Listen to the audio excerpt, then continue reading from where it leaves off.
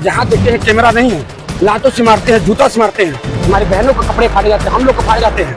कहते हैं साले तुम लोग नीच जाति के, तुम लोग नौकरी करोगे, हम लोग कहाँ जाएंगे। मैं बीजेपी का कार्यकर्ता हूँ। अब मुझे वहाँ के लोग, हमारे देवरिया जिला के लोग, सभी लोग जानते हैं। मैंने जगह जगह उनकी रैलियों में गए, वोट दिलवाए।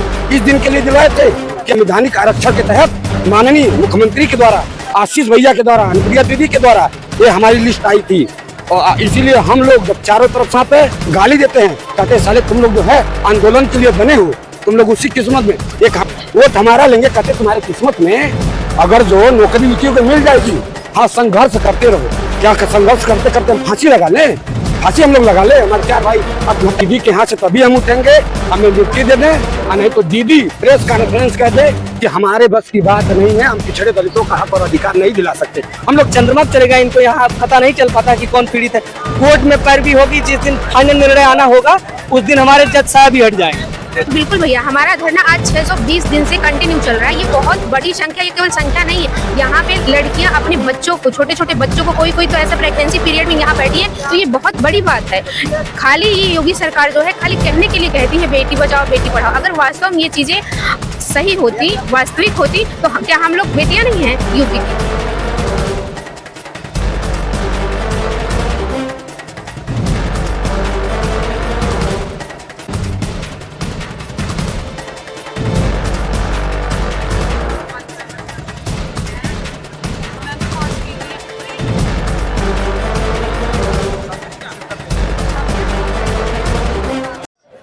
नमस्कार, आप देख रहे हैं सरिता न्यूज़ नेटवर्क। मैं आपके साथ में सुरेंद्र सनी। इस समय हम लखनऊ के इको गार्डन में नहीं, हम यहाँ दिख रहा है आपको पिछड़ा SC ST OBC वर्ग के साथ में है, और यहाँ पे कई सारी महिलाएं अभ्यर्थी भी बैठी हुई हैं। मैं चाहूँगा इनसे बात भी करूँगा कि 620 आज 21वां दिन हो गया, लेकिन अभी तक शासन प्रशासन नहीं है, और कहीं ना तो कहीं एक आचार संहिता भी लागू होने वाली है। देखना पड़ेगा कि आने वाले समय में यह आचार संहिता से पहले इनका काम होता है नहीं होता, या फिर इनको आश्वासन के रूप में ही मिलना है। इसी क्रम में हमारे साथ में जो बहुत सालों से इसका नेतृत्व संचालन कर रहे गुप्ता जी। सर गुप्ता जी, क्या हुआ अभी तक यहाँ तक आपने? मैं धनंजय गुप्ता देवरिया से। देखिए, हम लोगों ने शासन में बैठे हुए जितने लोग हैं, सबके पास आपको पता ही होगा कि हमारा जो है लगभग 620 दिनों से अनवरत जो है इको गार्डन में धरना चल रहा है। कोई ऐसा पार्टी का नेता नहीं है जिसके यहाँ लोग हम सैकड़ों बार न गए हों। जाने पर वहाँ क्या होता है कि यही प्रशासन के लोग किनारे ले जा करके जहाँ देखते हैं कैमरा नहीं है, लातों से मारते हैं, जूता से मारते हैं, हमारे बहनों के कपड़े फाड़े जाते हैं, हम लोग को फाड़े जाते हैं। कहते हैं साले तुम लोग नीच जाति के, तुम लोग नौकरी करोगे, हम लोग कहाँ जाएंगे। ऐसे अभद्र। लेकिन आप कैमरा कहते हैं, किनारे ले जा कहते हैं, एक तो अपना नाम प्लेट और बैच नंबर हटा देते हैं। कहते हैं साले तुम लोग नौकरी करोगे, तो हम लोग कहाँ जाएंगे। मैं यहाँ ये जो साले शब्द यही सब कहते हैं, लेकिन ये भी पहले मोबाइल जो किनारे निकलवा देते हैं। इसके पहले किनारे ले जाके कभी जो है गाड़ी के पहियों के किनारे ले जा करते हैं। हम लोग को कितने लोग बेहोश हो चुके, हमारे 4 साथी आत्महत्या कर चुके हैं। लेकिन जब वोट लेना होता है तो कहते हैं कि हिंदू हैं। क्या हम हिंदू नहीं हैं? मैं खुद बता रहा हूं सर, मैं बीजेपी का कार्यकर्ता हूं। अब मुझे वहाँ के लोग, हमारे देवरिया जिला के लोग, सभी लोग जानते हैं। मैंने जगह जगह उनके रैलियों में गए, वोट दिलवाए। इस दिन के लिए दिलवाए थे कि हमारा पिछड़े और दलित, हमारे लोग के खूनों में रगू नहीं चलता है, सांस नहीं लेते हैं, हमें जीने का अधिकार नहीं है। हमारे बाबा साहब के द्वारा दिया गया संविधान है। मैं उस संवैधानिक आरक्षण के तहत माननीय मुख्यमंत्री के द्वारा, आशीष भैया के द्वारा, अनुप्रिया दीदी के द्वारा ये हमारी लिस्ट आई थी। और इसीलिए हम लोग जब चारों तरफ से हार गए, तब हमें लगा कि नहीं, अपने जो है बड़े भाई के यहाँ और बड़ी दीदी के यहाँ हमको अपनी शिकायत लेके जाना चाहिए। क्योंकि जब दीदी हम लोग जाते हैं वहाँ पे गाली देते हैं, कहते हैं साले तुम लोग जो है आंदोलन के लिए बने हो, तुम लोग उसी किस्मत में। एक हमारे समाज के स्वतंत्र देव हैं, कहते हैं कि तुम्हारी किस्मत में नौकरी होगी तो मिलेगी। बताइए, वोट हमारा लेंगे, वोट हमारा लेंगे। कहते तुम्हारे किस्मत में अगर जो नौकरी लिखी होगी मिल जाएगी, हाँ संघर्ष करते रहो। क्या संघर्ष करते करते हम फांसी लगा लें?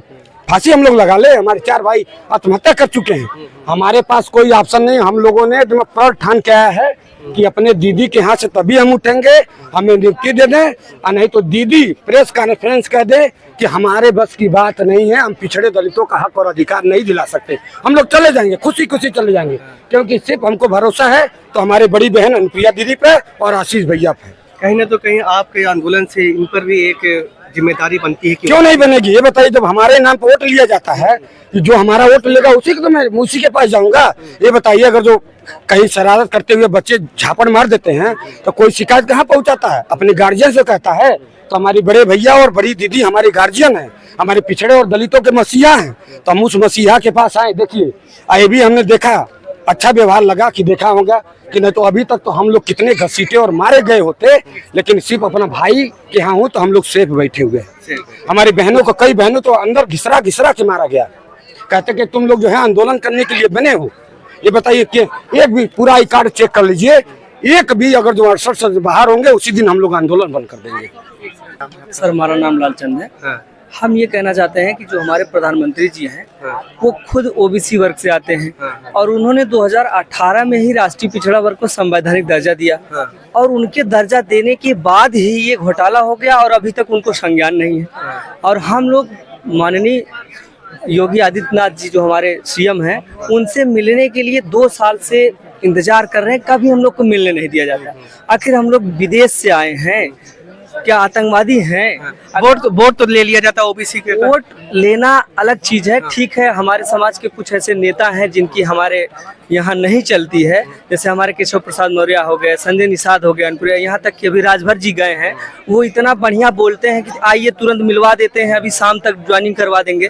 भाई आप सदन में देखिए, क्या लगता है, डरते हैं या फिर मलाई करते हैं? क्या करते हैं वो? हवाई मलाई छूट जाएगी। उनको इस बात का डर है कि हम ओबीसी एससी का वोट तो ऐसे ही ले लेंगे, इनका काम करने से क्या मतलब है? भाई आपने लिस्ट स्वयं दिया, राष्ट्रीय पिछड़ा वर्ग ने जांच किया, उसके बाद लिस्ट आई, उसके बाद सदन में कहते हैं कि कोई घोटाला ही नहीं हुआ है। ये तो विसंगति है। हमको पर्यायवाची पढ़ाया जा रहा है कि ये घोटाला नहीं, इसको विसंगति बोलते हैं। बताइए, अगर आपकी संस्था जो राष्ट्रीय पिछड़ा वर्ग उसको भंग कर दीजिए, बता दीजिए कि इसको हमने वोट के लिए बनाया है, वोट बैंक के लिए बनाया है, इसका कोई वजूद नहीं है।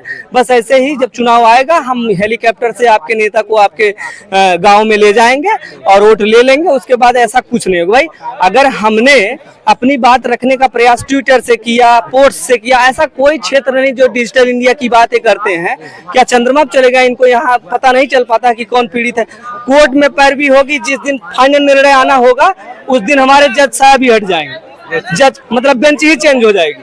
बताइए, हम लोग एकदम कुछ जानकारी नहीं हम लोग को। शासन सत्ता यानी कि शासन सत्ता का जब काम रहता है तो वही जज रात में ही निर्णय ले लेते हैं और रात में ही सरकार बना देते हैं। जब हम लोग की बात आती है तो न तो जजमेंट सही आ पाता है, न तो जज की। बताइए, हम 6800 के लिए नया प्रावधान आया है जो डबल रिजर्वेशन ट्रिपल रिजर्वेशन की बात करते हैं, तो पूरी लिस्ट, पूरा जो भर्ती आप कराएं सबको रोक के रखिए, क्लियर हो जाइए, तब आप आगे बढ़िए ना। क्यों केवल ओबीसी एससी के साथ जो लिस्ट बची है, या आप अभी तक कट ऑफ क्यों नहीं दे पाए? जब आपके जज ने कहा कि भाई फाइनल कट ऑफ दीजिए, आप हमको डाटा दे, जैसे वो जो सतीश महाना के सामने सुरेश खन्ना जी बोलते हैं कि इतने ओबीसी हो गए, इतने एससी हो गए। जब हम आपसे कट ऑफ की बात करते तो आपने कट ऑफ क्यों नहीं बताया? बड़े बड़े मंत्री हैं, राज्य मंत्री हैं, केंद्र मंत्री हैं, कोई सर ऐसा नहीं बचा है जिसके यहाँ हम लोग नहीं गए हैं। अगर पक्ष में जाएंगे तो लाठी खाएंगे, विपक्ष में जाएंगे तो हम लोग को कह दिया जाएगा तो फंडिंग पैसा पाते हैं, विपक्ष के द्वारा फंडिंग की गई। हाँ, तो ये बताइए, इस तरह से हम लोग कहाँ जाएं? महिला अभ्यर्थी हैं, इन महिलाओं अभ्यर्थियों को भी लुभाने के बड़े बड़े वादे किए जा रहे हैं। अभी फरवरी में ही राम मंदिर का निर्माण किया गया, इन महिलाओं को कौशल्या का दर्जा दिया गया, इन महिलाओं को सीता का दर्जा दिया, और इन महिलाओं के साथ में आज ये धरातल जो 621 दिन हो चुके हैं, लेकिन सुनने वाला कोई नहीं। कहीं ना तो कहीं आप ये अनुप्रिया पटेल के कार्यालय में आपको सेफ माना जा रहा है और एक महिला होने के नाते ये नेता भी है। तो आपको लगता है जो सरकार कौशल्या का रूप दे रही है, सीता का रूप दे रही है, माँ यशोदा का दर्जा दे रही है, आज ये देख रहे हैं कि तमाम बहनें यहाँ पर धरातल पे कुछ जीरो नजर आ रहा है, इनकी मांगों को नहीं सुना जा रहा है। जी बिल्कुल भैया, हमारा धरना आज 620 दिन से कंटिन्यू चल रहा है। ये बहुत बड़ी संख्या, ये केवल संख्या नहीं है। यहाँ पे लड़कियां अपने बच्चों को, छोटे छोटे बच्चों को, कोई तो ऐसा प्रेगनेंसी पीरियड में यहाँ बैठी है, तो ये बहुत बड़ी बात है। खाली ये योगी सरकार जो है खाली कहने के लिए कहती है बेटी बचाओ बेटी पढ़ाओ। अगर वास्तव में ये चीजें सही होती, वास्तविक होती, तो क्या हम लोग बेटियां नहीं हैं यूपी की? हम लोग कहीं अदर स्टेट से, अदर कंट्री से तो नहीं आए हैं ना, हम लोग भी यूपी के ही हैं। हमने उन्हें चुना है, हमने उन्हें उस लायक बनाया कि वो आज सीएम है। 85% हमारी जनसंख्या है, बहुत बड़ी जनसंख्या होती है, तो ये कहने की बात है। फिर भी हमें भरोसा है कि शायद अनुप्रिया दीदी, आशीष भैया हमारी मांगों को सुनेंगे। इसी उम्मीद से हम लोग आज यहाँ बैठे हैं। इसी उम्मीद से बैठे हैं। लगभग 15 दिन बाकी है आचार संहिता होने को है, लेकिन आज इनकी जो है मांगों को अभी तक 621 दिन यानी 2 साल 2.5 साल हो गया सुना नहीं गया। हमारे साथ में और भी बहनें 3-4 बहनों से बात करते हैं। क्या लगता है बेटा, क्यों नहीं सुना? न्याय हम लोग पिछड़े दलित हैं इसलिए नहीं सुना जा रहा है। अगर यही हम लोग जनरल कैंडिडेट होते तो फिर सुना जाता, तुरंत सुना जाता, 2 दिन में न्याय हो जाता। लेकिन आज हम लोग 3 साल से यहाँ धरने पे बैठे हैं, मतलब मांग सब जगह मांग कर रहे हैं, लेकिन नहीं सुना जा रहा है इसलिए क्योंकि हम लोग पिछड़े दलित हैं, इस वजह से नहीं सुना जा रहा है। कुछ धरातल पे बिल्कुल सोने नजर आ रहा है पिछड़े दलित को लेकर? कुछ नहीं नजर आ रहा है, सब कागजों में और फोटो शूट के लिए सब नजर आता है और यहाँ कुछ नजर नहीं आ रहा है। हम लोग इतना परेशान है, 621 दिन हो गए हैं। हम लोग जानते हैं किस कंडीशन में हम लोग यहाँ बैठे हैं और कैसे यहाँ आते हैं अपने छोटे छोटे बच्चों को छोड़ के, बूढ़े माँ बाप को छोड़ के, सारी समस्याओं को दरकिनार करके यहाँ हम लोग आते हैं, लेकिन यहाँ कोई नहीं सुनता हमारी।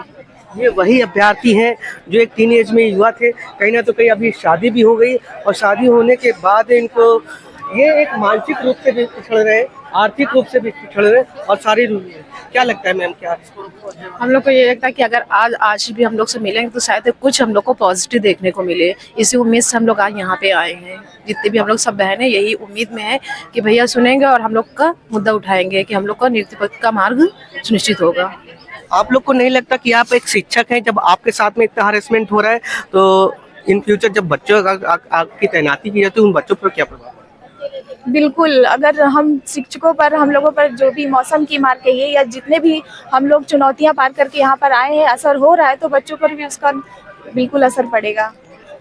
तो कहीं ना तो कहीं इनको धरातल पर इनकी जो मांगे हैं ये शून्य नजर आ रही हैं। 621 दिन से वे लगातार अपना अनवरत धरना प्रदर्शन जारी किया है। आज ये अपना दल के माध्यम से या पिछड़े वर्ग के एक नेता के माध्यम से अपनी आवाज़ को लेकर के आए हैं।